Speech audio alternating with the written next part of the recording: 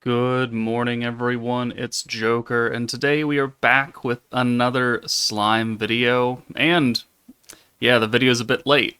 Why is that? Well, because I actually went to bed and I didn't wake up at 3 in the morning because I just didn't want to do that. So we're recording this at 7 o'clock in the morning. So it's like, did I get more sleep? You bet your ass I did. And after looking through this live stream, I'm really glad I didn't wake up at 3 in the morning. So, this is the live stream coverage for January of 2025. It ended 4 hours ago, and it's something. So we know that right now in game we have the login countdown, right? Countdown quest part 4. And this and the Kaijin event generally heralds some important thing, whether it be a collab or an anniversary or a lot of reruns for beatdown battles because you're going to level up a lot of new characters. Yeah, that's not happening here. So let's just go ahead and get started. So here is the breakdown. Number 1, they just talked about the Freerun collab and all that. So number 2 is that we are getting a 750 million download celebration login bonus, which, cool. We've hit 750 million downloads. A nice milestone, I guess. And we're going to get 7 days, so we've got 2 of these 5-star tickets that have a 10% chance to be EX, which is just unfortunate that it's not like a Tempest Medal of Honor ticket, which just has EXs on it.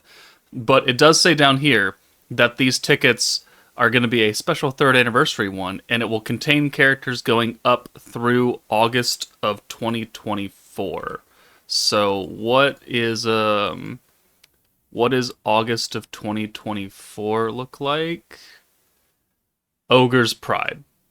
Because it's not going to include Protector of Peace, so I don't think Reamer or Masayuki will be there. But it'll have Ogre's Pride and everything prior to that, minus Overlord and Idolmaster and Konosuba collabs. So, I mean, yeah, there's some good picks in there.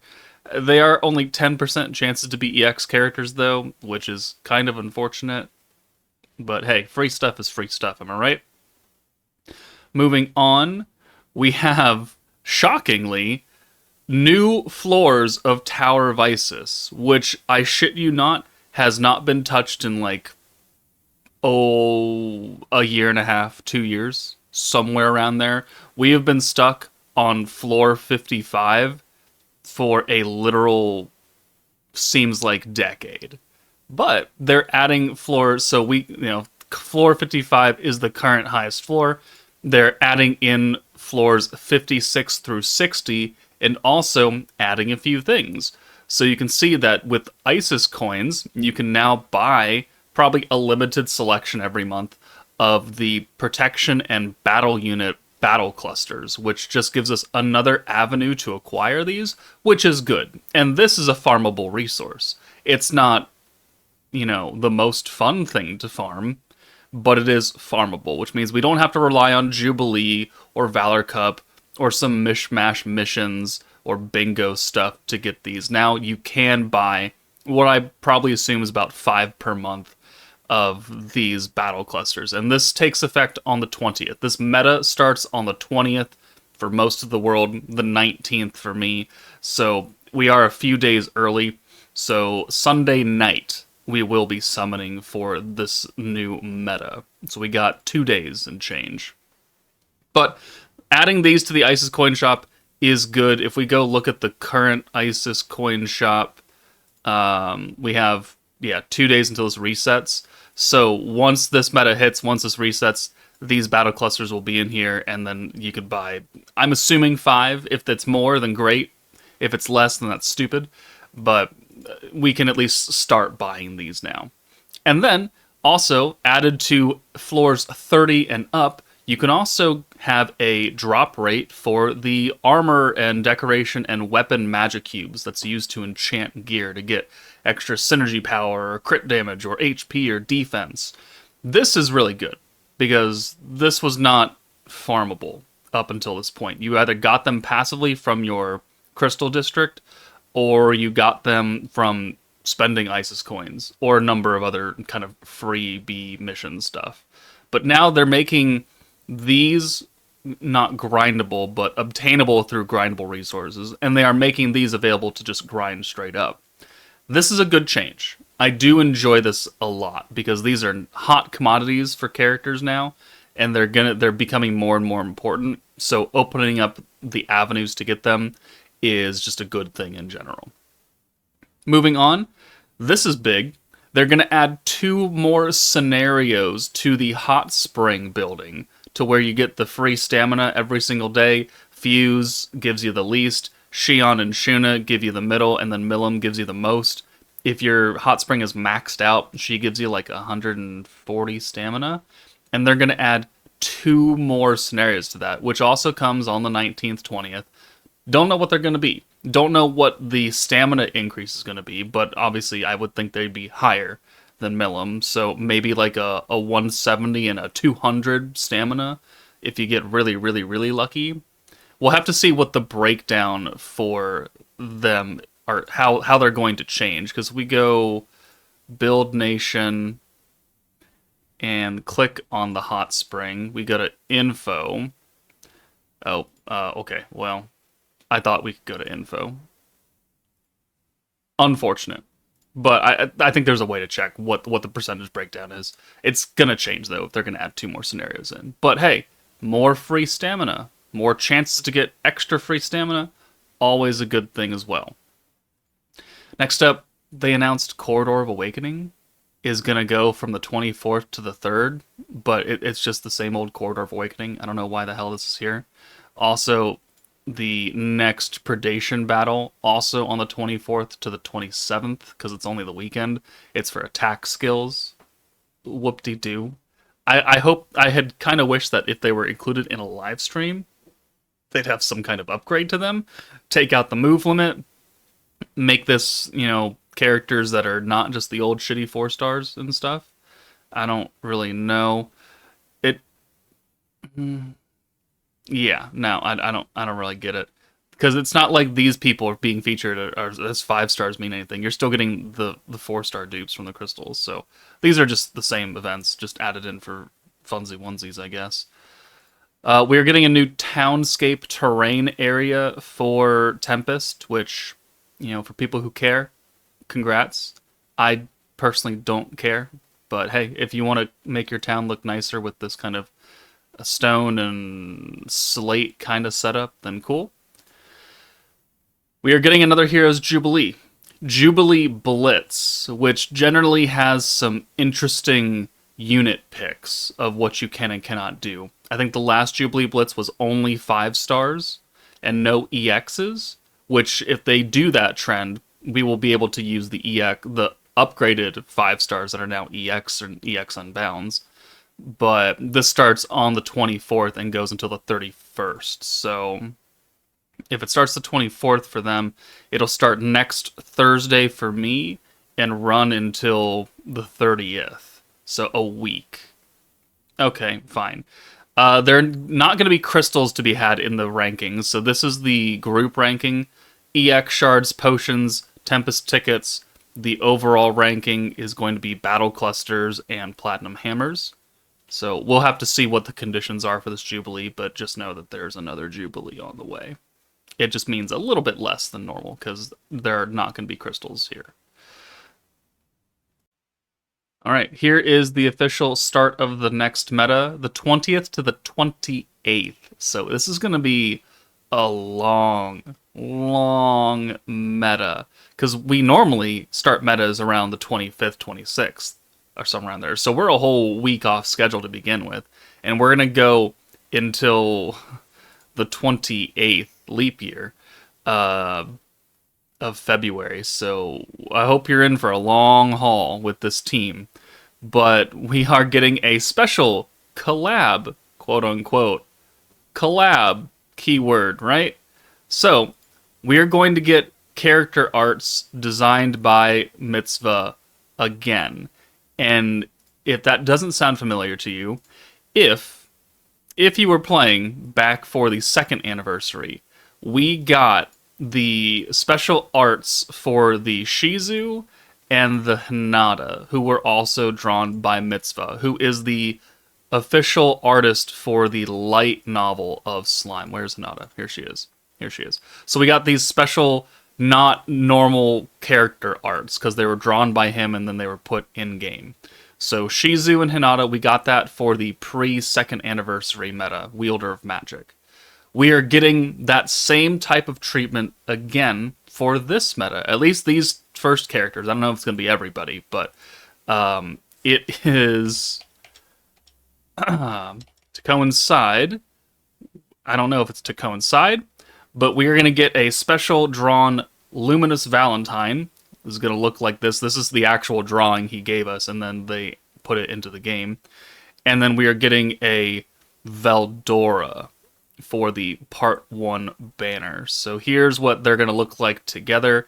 Lumi and Veldora with the special art style. So they're going to call it a collab because they're working with the light novel artist and not they're just normal production people who make the character design arts.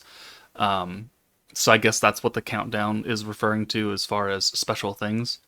But I mean, the arts are very different, striking. I don't mind the Hinata and Shizu arts. When their animations are going to be normal, their character models will be normal, but their actual art design right here is going to be like that. And we're going to get an Isekai Revelry for their banner, so a 6% rate up, which we know rate up is a lie, but it is nice that we will get a quote-unquote rate up for them. Okay, so unit kits. Starting off with the EX Unbound Luminous Valentine.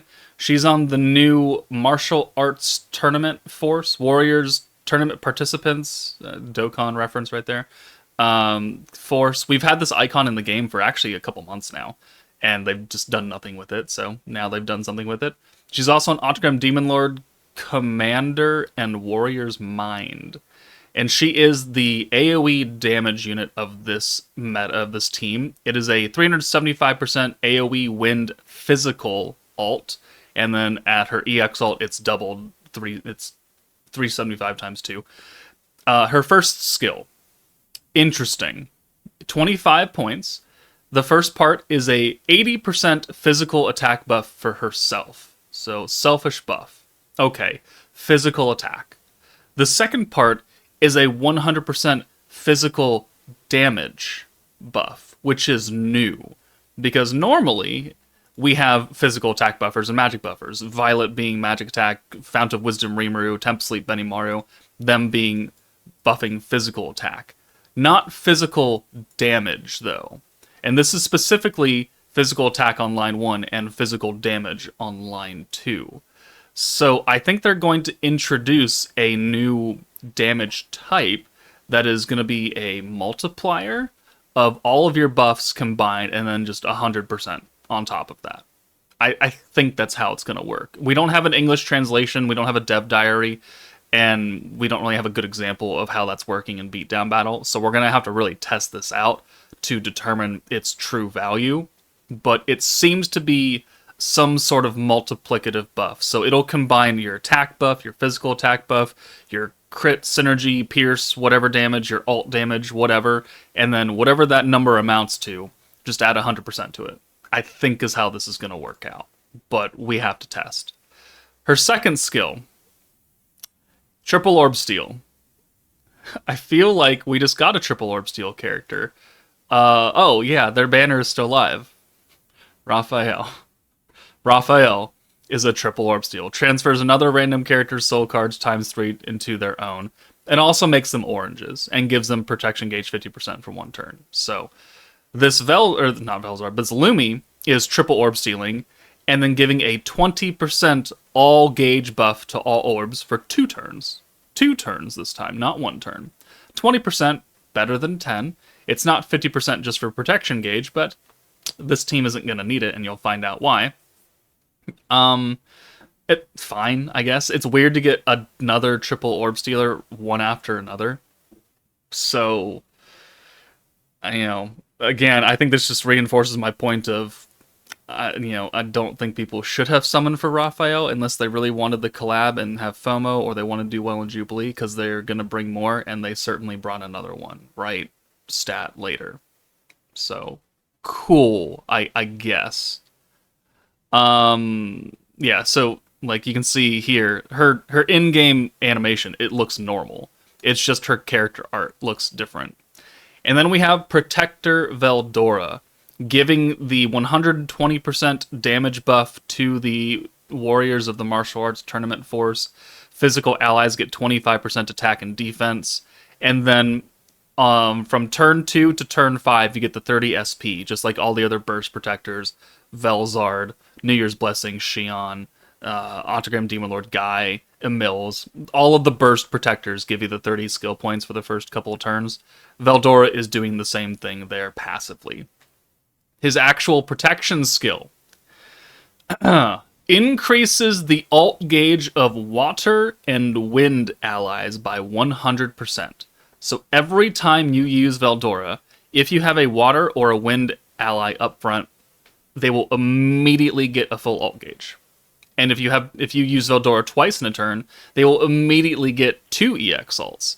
And this is just like what Tempest Elite Trainee did, but for the highest attacking character. So where's your bitch ass? There you are.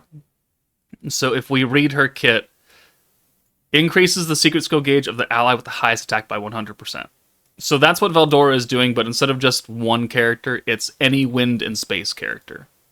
So, water and wind. Okay, so you could potentially give it to 3 people. Second part of the skill is that you get a 30% attack buff for everybody, front and rear guard. And if you use it turn 5 or prior to, it's 60%. It doubles itself. But after you go past turn 5, you, 1, lose the passive skill points, and 2, you only get a 30% attack buff after that. Okay, cool. That's not huge. The third part of his skill converts all future orbs to blue. So, they have literally taken the aspect of Tempest Elite Trainee's kit, which the alt rush ability, with the half the kit of Summer Memories Trainee, because she also changes all souls newly added to the hand to blues. They've taken 2 trainees and combined them into one and named it Veldora. These are not really great skills. Both of these trainees are horribly underpowered, more so Tempest Elite than what Summer Memories Trainee was at the time. A future Hand of Orbs on the Protector is cool and all, but you don't see that effect until turn 3 minimum. Because turn 1, you don't have a Protector. Turn 2, you use a Protector. And then it guarantees that your next turn will be all blues, which is turn 3. And this is a burst team, which is only going to turn 5. So you're only going to take advantage of that for turn 3, turn 4, and turn 5. So, yeah. But the good news is you're alt rushing, and you're giving a 60% attack buff? Yeah, guy, this is, I don't even have to tell you that this is a skip meta, right? The arts are cool. They'll come back, though. They're not true collab characters like Freerin. They will be back on banners, because the Hinata and Shiza have been back on a number of banners. Okay. Moving on, we have a free-to-play battle Shinsha, who is space. Haven't had a Shinsha unit in, 3 months, 4 months, somewhere around there, since Antagonist, so I guess we were overdue. She is a single target space physical ult for 470%. She is on the Warrior Martial Arts, which we all totally remember Veldora and Lumi taking part in the Martial Arts Tournament in Season 3, right? Yeah? You remember that, right? Yeah, I do too. And she also gives us guard penetration for 2 turns, 15%. Okay, cool. First skill, 30 points. Guaranteed crits for physical allies and a 15% crit damage for all physical allies, both for 1 turn. So, guaranteed crits, it's cool. And this is on a free-to-play character. 15% crit damage is not huge, though. But she is enabling crits as a free-to-play unit, which is better than what a lot of free-to-play characters can say. And then her second skill, 25 points,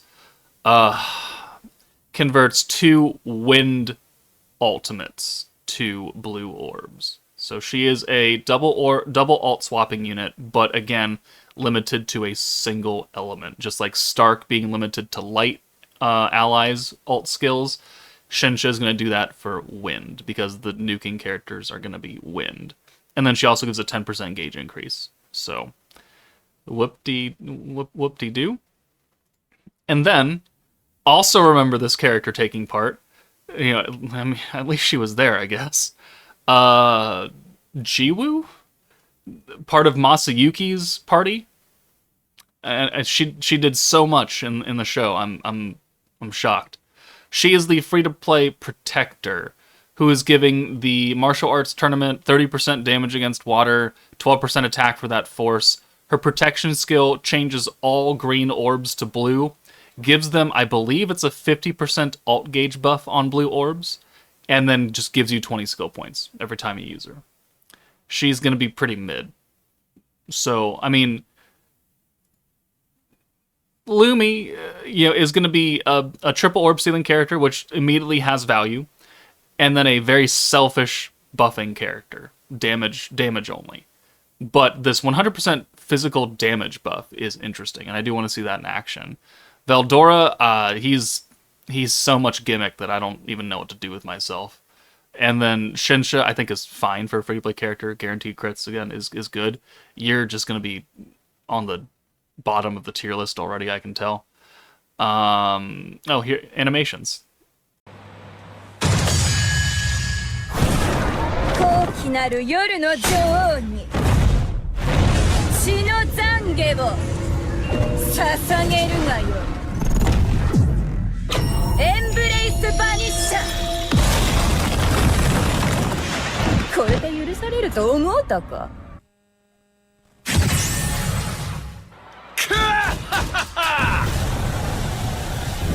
我は逃げも隠れもせん。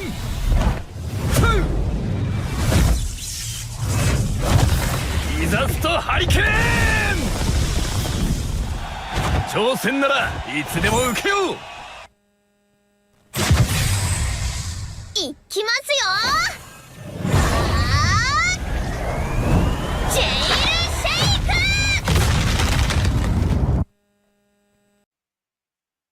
I know more than a few people who are going to be enthused that they're being stepped on by Loupe. So, congrats to you guys. You've won. Overall, I mean, Lumi's animation definitely looks really good. Like, it's quite flashy, it's quite bright, it's quite distinct. It has a lot of good camera angles of Loupe herself. Veldora looks like he's going to a WWE event, jumping on stage with that stupid getup. Shinsha is really basic, though. Like, that is the least amount of effort I think they could do for an alt. But overall, character designs look good, and the animations look good. The kits, not so much. Moving on, though, they are doing EX upgrades for these characters, and we'll talk more about them in a different video, along with the skill fusions. But Gobta Carrion, Protector of Peace Rimuru, getting EX Unbound upgrades, alongside Fantasy Milim and Primal Demon Blanc. So, these are very weird picks. Neither of these characters are on the Force. Carrion and Gobta being old 5-stars, they're being upgraded to EX Unbounds at level 120. Okay, fine. They're adding Gobta, Carrion, Protector of Peace Rimuru, and the Protector of Peace free-to-play Geld to the Martial Arts Force. Tournament participants, whatever the English is going to call it. They'll be added to the new Force coming in on Sunday, which is fine. Rimuru being water and an AoE and an alt character and a damage character, I mean, will be good for people that for some reason summon on his banner. And then we have the skill fusions for both Carrion and Gobta. They are both skills getting fused, which we'll talk about them more in a separate video. But yeah, here is your lineup. Jiwoo, Shinsha, Veldora, and Loupe. So let me know in the comments what you think of that. The beatdown battle, the most interesting thing I could see about here is, one, you are literally nerfed to the gills, and also the enemies have a new icon, which I believe is a debuff reversal. So you cannot debuff these enemies until maybe the nuke turn when the battle is over. But if you apply an 80% ult resistance down debuff to them and you let the turn roll over, they will then take that and reverse it and make it an 80% ult resistance buff on themselves. So they're going to be a little bit of things to play around with here. And I don't know how long the buff lasts, probably as long as the actual debuff was supposed to last, but we'll have to wait and see. Otherwise, that's it. That's everything that we know from the live stream. So again, let me know your thoughts about the incoming meta. I believe it is a very, very easy skip, especially coming off of the anniversary and the Freeman collab. No one's going to have crystals. I'm glad that, the countdown was kind of just a fake countdown, because no one should be summoning on this. Everyone should be recuperating and saving their crystals for the 3.5 anniversary in late April, somewhere around the 25th or 28th, somewhere in between that. No one should be spending crystals. They've made this meta very easily skippable. Veldora is just 2 gimmicks in one, and it doesn't make him good. Loupe, while being a triple orb stealer, if you have Raphael, if you have any other triple orb stealer, they're going to be fine. And then the second skill is going to be like all the other most triple orb stealers, like Shuna or Hinata, where you just don't fucking use it. So let me know your thoughts on this, but that's it for me, guys. Take it easy, and I'll see you all later. Also, yes, I'm aware there's a Q&A at the very end of this. I will talk about that in a separate video. But there's a Q&A. If you want to go and Google Translate everything, you certainly can.